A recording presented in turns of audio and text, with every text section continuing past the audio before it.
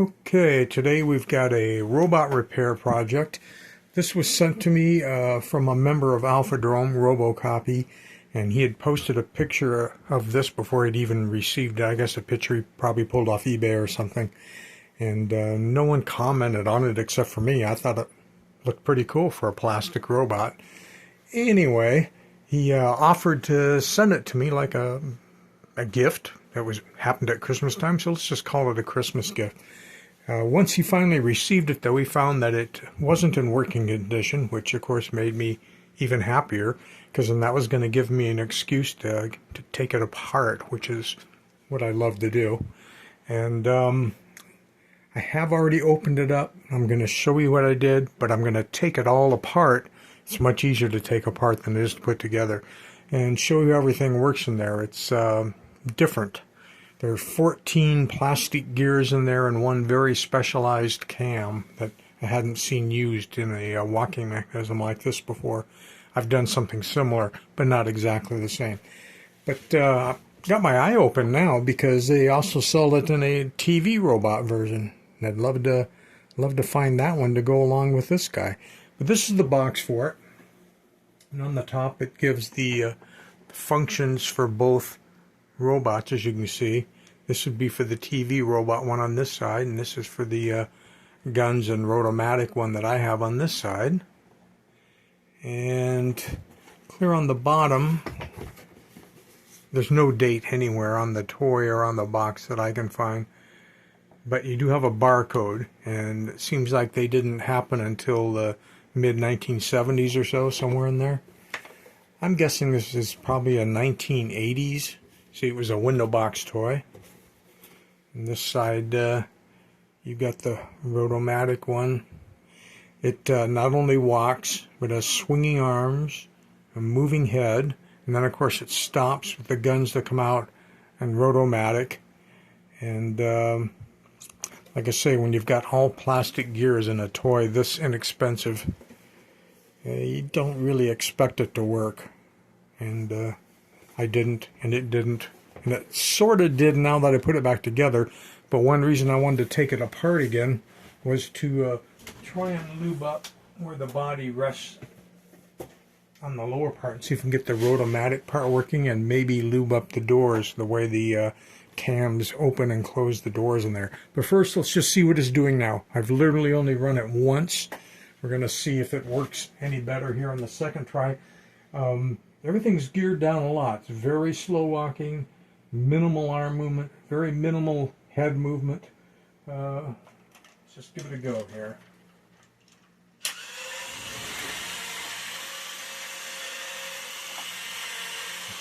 I turned it that way to give us a little bit more room.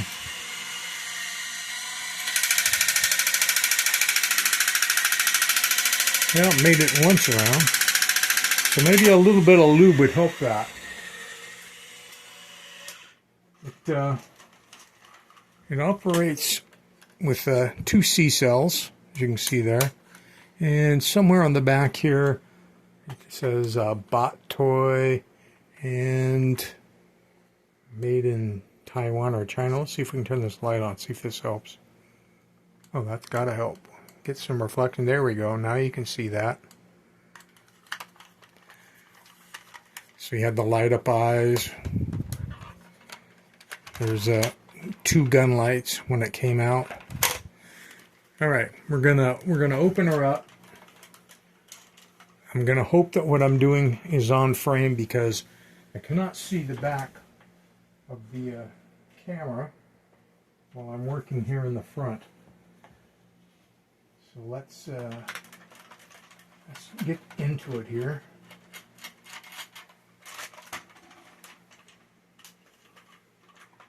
Nice thing about this plastic one is it's not glued together, it is screwed together, so you can actually,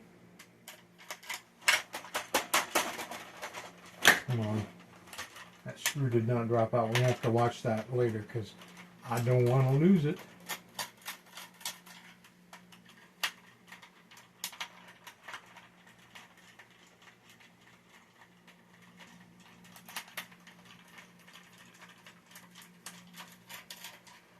very complicated mechanism in here. Okay, locked one. Skip that one. This one must still be holding. There we go. So here we have the front door part on the inside. They're using metal returns on the door. So you've got this lever action here, this plastic, which then bends this metal out. And it's pretty stiff. That could be done easier. Now these tabs up here are what the guns rub on to push the doors open. Yeah, if these were made easier, this would open and work a lot better, but we're not going to fool with that. It pretty much did what it needed to do. Let's, I only got 2 of the screws so far. Which 2 are still hiding? This one and this one. I need to poke those out because I do not want to lose those.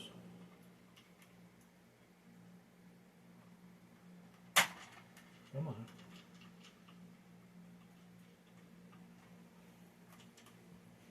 I think that one will drop out when they tip it back now.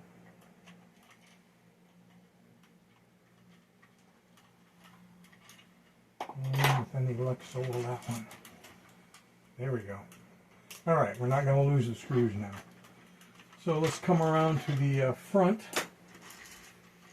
And the arms, you can see how much it must show up.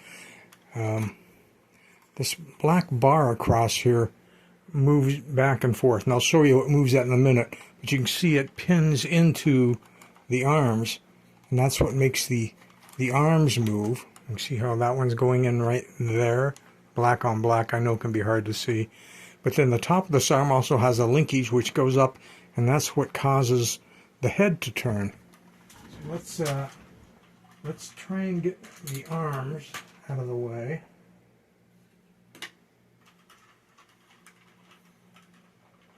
If possible. There we go.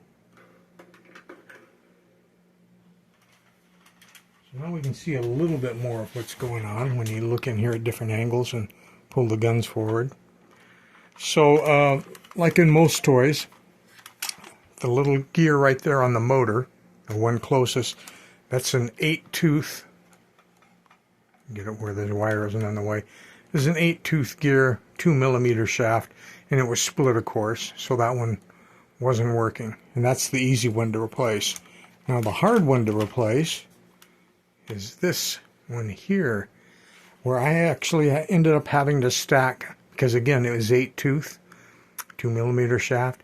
I stacked 2 of these down in there onto the shaft, which was really hard to do. Here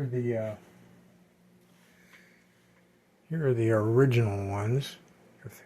If things will focus, there you can see the crack is right there where my fingernail is. That was the one that was on the motor. And then this long one, of course the crack is very visible, it's dark. This long one is what's running the rotating ramp, which is your mechanical sequencer. That's what tells the robot when to stop walking, open the doors, do the clicking and the flashing lights, and then return back. Now I've covered how those ramp devices work in other videos, and I've even done 3D printed robots you can build that use the ramp mechanism to accomplish that. Now let's take this lower body off. I'm hoping I can do it without breaking anything. There we go. We'll come back to that in a minute. So in this lower half, this gear up here is the one that when it's engaged causes the body to spin around. But see that white one hiding down below? The white one down below is what engages the legs to walk whenever it moves.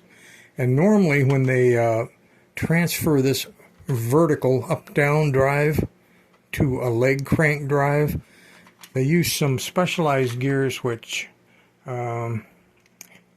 people often use the term worm gear, but they're not worm gears. And I can't think of the right name for them right now. It's escaping me. I tried to put some grease in from the back, but you really need to get it right on this high point, I think. I think that'll help it turn.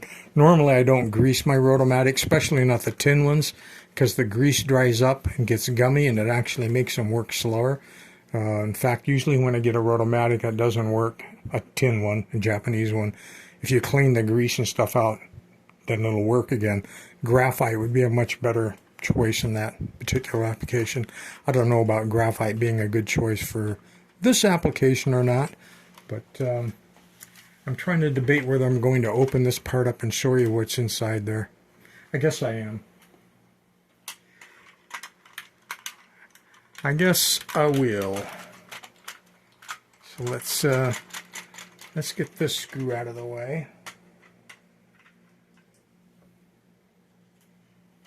And one here in the back.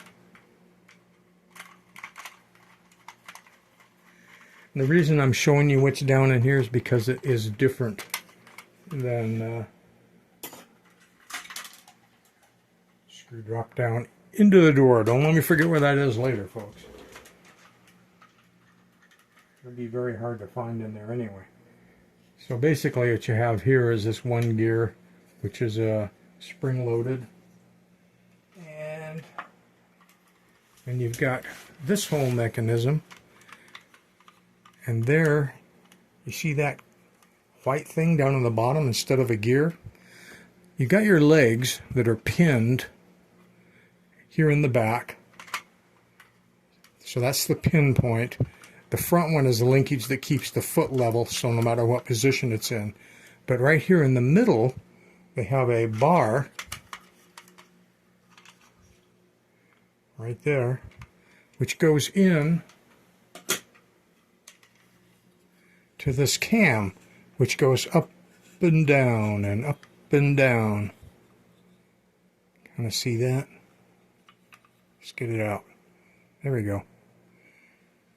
So that cam going up and down pushes this bar in the legs up and down, and that's what makes the legs move. Very unusual. Now, I've used cams before to make legs move, but it oriented everything in a different way. So this is quite interesting, actually. I'm going to put some lube on that when I put that back together so that's lubricated down in there. Probably can just grab some off here. All right. So I've showed you the unique part of the leg mechanism. We've sort of kind of touched on what's going on in here. Now we can actually move this head back out of the way. And you can see in here a little bit better. Here's this black bar. And what's moving that black bar back and forth is this white cam down here. And it's driven by gears up in there. And those gears up in there are only driven by this little gear on the top when these two are together. Now this is the ramp sequencer that we talked about.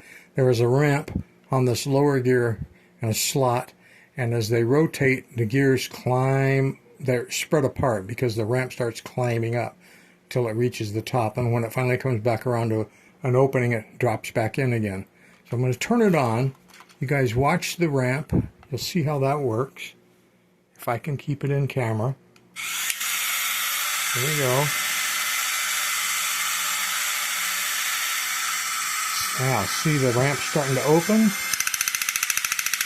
And what's pushing on it is when the ramp goes up, that shaft went up. When that shaft went up, it rubs on this little white lever right here, and that white lever then rubs on the door right here. Here comes the shafts coming up, pushing on that end, pushes this end down, and that's what opens everything up. I don't know if they could have done all of that in a much more complicated way. The motor is actually geared down a whole lot more than most toys. Usually they run this sequencer and the shaft much faster. But here they've got 1, 2, you got your third, you got your fourth, and then this gear. So there's actually a 5-gear reduction by the time it gets to the ramp sequencer.